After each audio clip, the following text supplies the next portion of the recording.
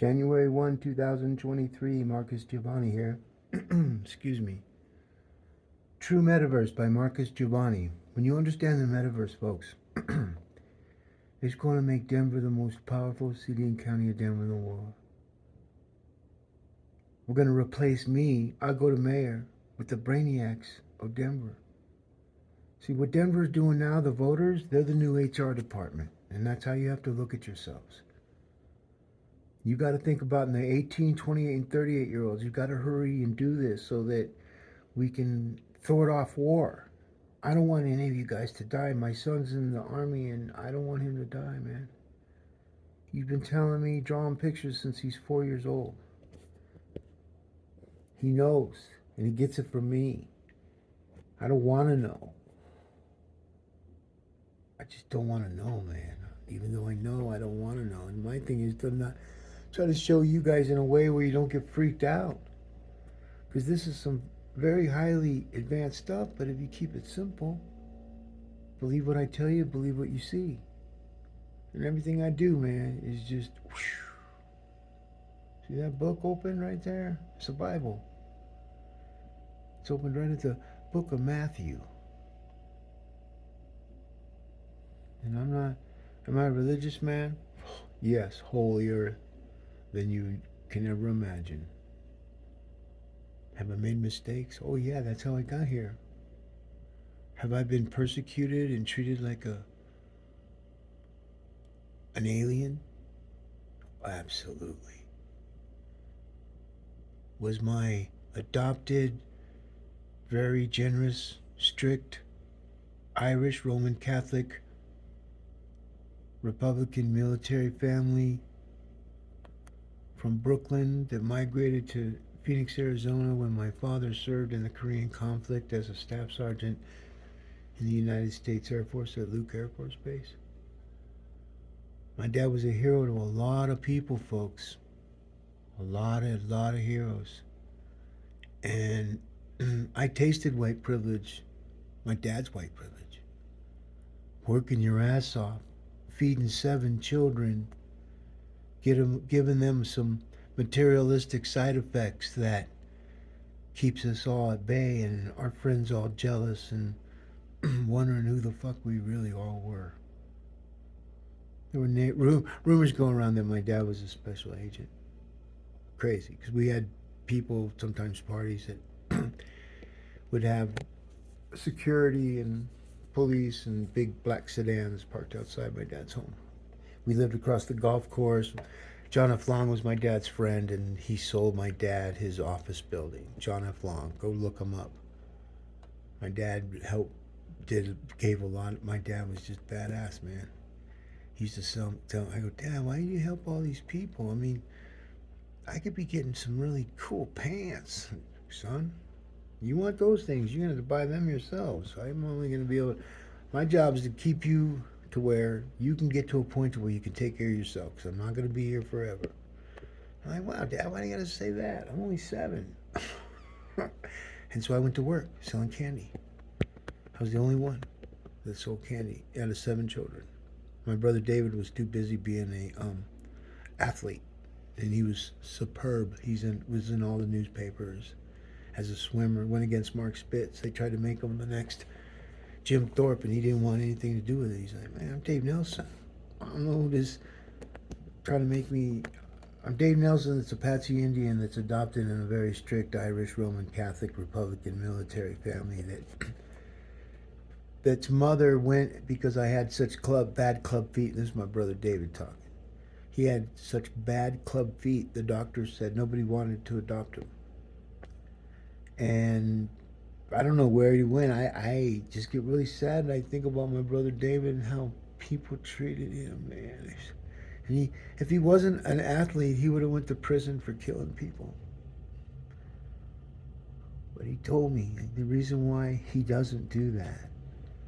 And he told me this when he was just getting out of the sports. He went against Mark Spitz 100-meter time trials, 100-meter butterfly for the 72 Olympic Games. He was 15 years old, and he had to be 16, and they were trying to lie about his age, and he didn't want no part of it.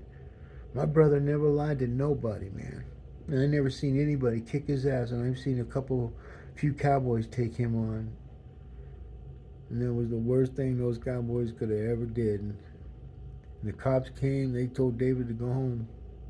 Me and my friends were on the bike, and they go, "You kids go home too." I go, "That's my brother." "Oh, yeah, right. Get home." I'm like, "No, really, he's my brother. You want to go to jail?" "Oh, okay. Okay, sir. I'm sorry. Oh, I don't want to go to jail, Mr. Bad Police Officer. Mr. Dude with a fucking, some kind of complex." Think about it. You have to have some type of complex to be a policeman, to be able to go to citizens and, in the words of, and I say this in different ways, and I'm going to tell you in a way that's street. So, you're going to be a police officer. You have to have some type of a control issue, because you have to take control of anybody you pull over. So those are kind of a good thing and a bad thing in ones. But I mean, we have to have policemen. But when you met my uncles that were police and sheriff in New York City, they weren't like that, man. They were fucking awesome. They barbecued. When they came, they partied. They drank whiskey. They, talked about some stories. But man, when it comes to their kids and things, man, they tell you do the right thing. If the police tell you to go home, go the fuck home. That's how my dad told me. It's like, but Dad, they follow me, son. You mean to tell me cops are just gonna follow you for no reason? Yes, Dad. Well, maybe it's your hair. Maybe you should cut it. I'm not cutting my hair. Fuck, Dad, I'm not doing that. Watch your language. Dad, look, man, I'm 17. You say worse things than I've said. Well, I don't. I get upset. Well, I'm not allowed to get upset. Remember when I used to say something, I go, "Dad, don't be stupid," and you'd smack me? Yeah, well, you don't call me stupid. No, but you call me stupid all the time. Why is it you can call me stupid? Well, it's because I'm your father. Well, I'm your son. So it goes back ways, right? So why do you get to call me stupid? And I don't call you stupid. You say to me, "You're stupid." And so I said, "Don't be stupid," or "You're acting stupid." I never said, "You're stupid," and then you still hit me. That's what Dad hit. And then my dad's huge.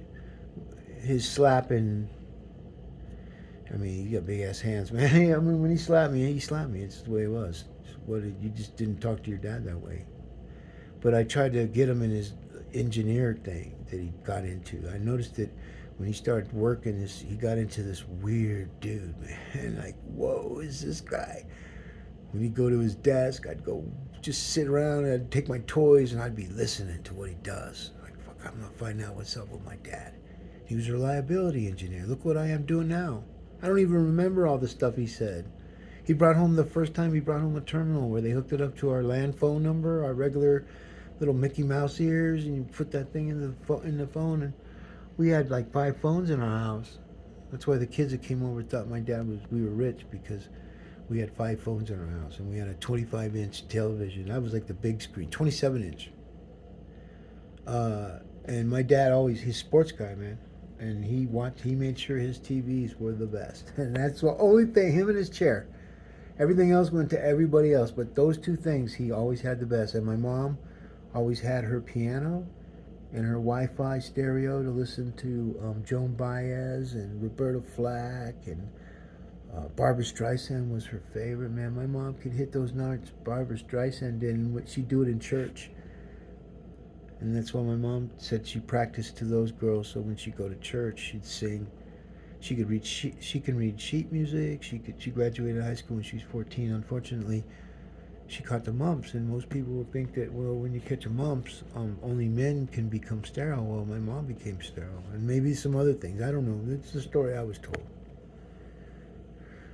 And so my mom fell in love with my dad from Brooklyn, New York, and they all just ended up moving to Arizona, and they had a little house. We had our own swimming pool. I always had a swimming pool wherever I lived. I lived in 2 homes. And my dad's best friend was a sheriff. And sheriffs are always in my life, cops are always in my life, and now I know why. To know the difference, that there are good police people, there's good first responders, and there's a fuck up in every industry, every category, every entity, every person. There's just that person. And the good news is now artificial intelligence can keep those people away. They don't even, they go on with their life. They don't even, they just, it's not even in their metaverse. Their metaverse is what they produce on the digital world. That's what a metaverse is. It's not the Zuckerberg um, atheist who doesn't believe in God, who didn't pray to nobody, and he became a millionaire off one platform. And he didn't pray to God. He didn't, according to him, he doesn't believe in God, so he didn't pray.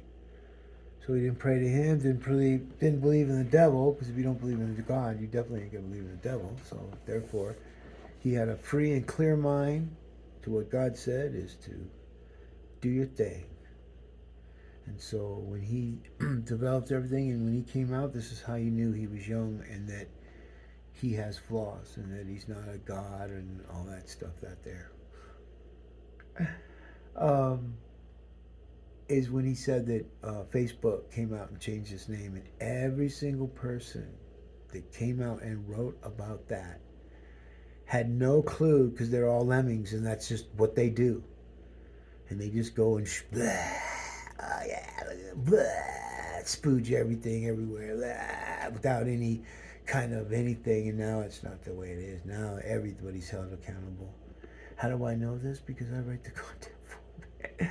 You know what I mean? I mean, a lot of people do, but you have people in the metaverse that it's all different.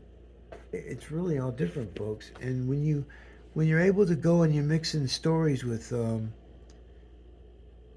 like this tweet here, this it's node connected, and I'm the one at the top, Circus of a Lifetime. That was my project. I got hired to sing, produce the music, write the lyrics, and three other artists. But I caught COVID in Miami gonna go to the Super Bowl music video, and I second directed that. And then I came back. I didn't know I had COVID. I got extremely sick. Thought I was gonna die. I mean, wow. I think I did die, and I came back. And I had that oxygen bottle by my bed. And I remember kids always laughing, "Why are you buying oxygen? That's the stuff's free in the air to breathe." Okay, but man, when I hit that oxygen, I felt like I was eating a York peppermint patty that just digested through my lungs and didn't even hit my taste buds. It was the most unbelievable feeling I ever had. But it's like my shit was on fire, man, and that just whoom, whoom. I just, oh my god, that shit was bad. I gave it to a rapper named Get the Loot, Get the THA. He left behind a 2-year-old boy. He died. Got extremely sick. He was doing some other things, but that he was not to get too much into his life, but you know, when you live that way, you know, you go look at him up. You'll see what I mean. Hardcore, man. I mean, if you owe that guy a dime, he'd come over and get it, just for the principle of it. And I've seen that guy where people owe him money, and he'll go see him and stuff, and he tells him, "You don't have to worry about coming to me. When you come to me, I know you have my money. Don't come to me with excuses. Don't do any of that." And this is what I learned. You come to me, I'll come to you. I'll make little points of it because you're jacking up your money, and I'm going to get that money. So no matter what you do, you ain't going to be able to hide. So this way, you can just keep on trucking and doing what you got to do to get my money. And he come around, he go get, you know, yeah. See, he didn't even go see the house. He just drive by. You could see. The guy knew everything, man. Then there'd be, and so he never fucked with those guys. But the ones that owed the money and they call him up, "Hey man, come on, I just got a fucking blah. You, oh you did, huh?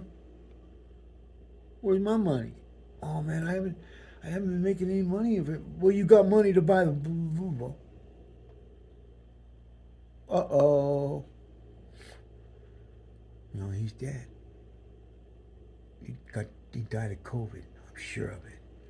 But I didn't know his family, so I set up everything in a trust for his little boy. So his little kid, he's gonna fucking want. He's gonna know when he grows up. His dad was a rapper and an up and coming star, you know. So, uh, you know, I wish people would have told me about if COVID was around earlier, but we didn't know. But I can't get that out of my fucking head. Whew, so I have to talk about it. And I'm embarrassed. I didn't know. We didn't know. That was in November and he died around Christmas.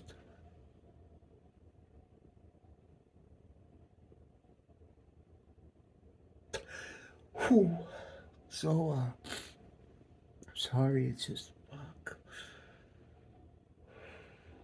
Anyways, there's nothing I could do about it. I don't even know if he did, but I know he did. I just know. I know. I almost died, and he was number one. He was ready for that. He was already in a dangerous situation, and I couldn't help him because I don't help. Can't help people like that anymore. There's places you can go that'll give you true help, not the little band-aid so you keep coming back, but true help to where you never come back. And that's the programs that we're going to have as mayor of Denver.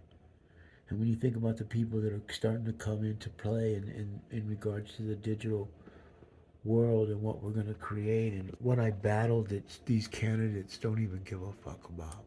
You know, when you read what I went through here and my fight to petition and they don't even know because they're all brainwashed. And it sounds kind of heavy to say that, but this is why I get saddened because I don't need to be mayor. You know what I mean? For me personally, I don't want to be mayor. I need to be mayor as far as I need to be, but if I'm not, I don't need to be because then I wouldn't be able to live, man. I got to do my own thing. And see, there's life. These people here, what happens is they all end up getting jobs for supporting and creating that lie that goes deeper, which is the Speer Amendment. And that man died in office. And see, people that don't care about life don't care about nothing. They only care about what's good for them and how much money they can make. And when I see Ian Thomas Tafoya, do Ian Thomas Tafoya PDF, Kelly Brow PDF, Marcus Giavanni PDF. You won't see one for the city. They didn't give me one because they've already picked it, dude. And we're gonna have to take this to court. And so all my neighbors, everybody's on high alert right now. We are fucking scanning everything that comes in our neighborhoods, man. Everything. We're part of the. See, you guys don't know that there's a new digital being that has created a digital dome around Denver. I did it. And it's for the protective law enforcement. And once I'm mayor, we're going to bring in the mayor. We're going to bring in the sheriff, and we're going to bring in the police chief, and we're going to tell them what we got to do to certify the sheriffs. Because our sheriffs need to make arrests. I'm sick of hearing people call them punks, man. Okay, well they can't even. They're punk, man. They're just babysit. Fuck that. They're going to get certified.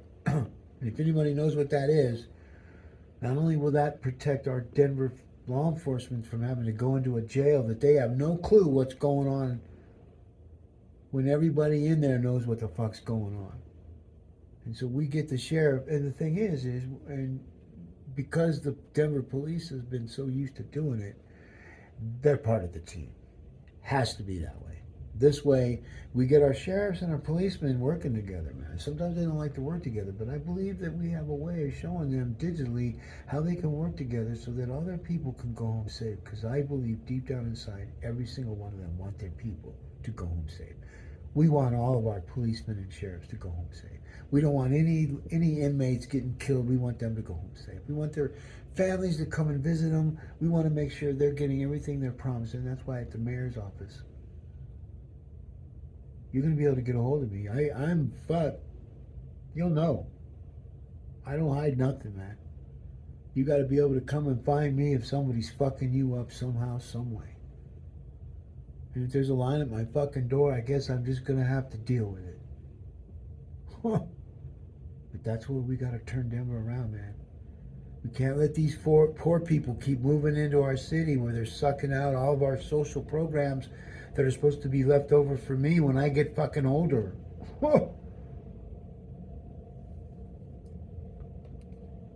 And you got people like Dottie Lamb. Shut the fuck up. Dick told me to tell you, Dottie, you need to slow things down. That came from Dick himself.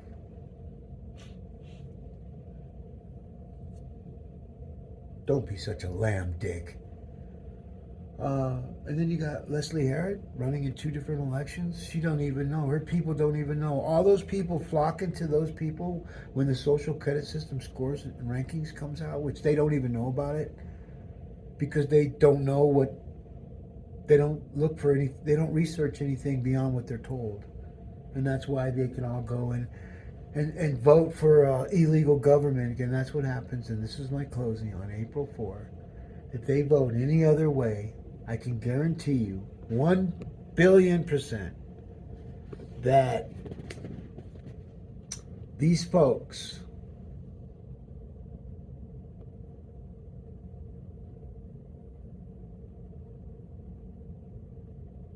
just put it on pause and read that. And so when I see guys like Matt running for office for City Council 10, Core 10 he calls himself, and he's got an AI app for mayor. Dude, are you retarded? Why didn't you just run for mayor, idiot? Why didn't you come up with a bot for city? Because it's not about that, folks. It's about trying to discredit me as an AI guy.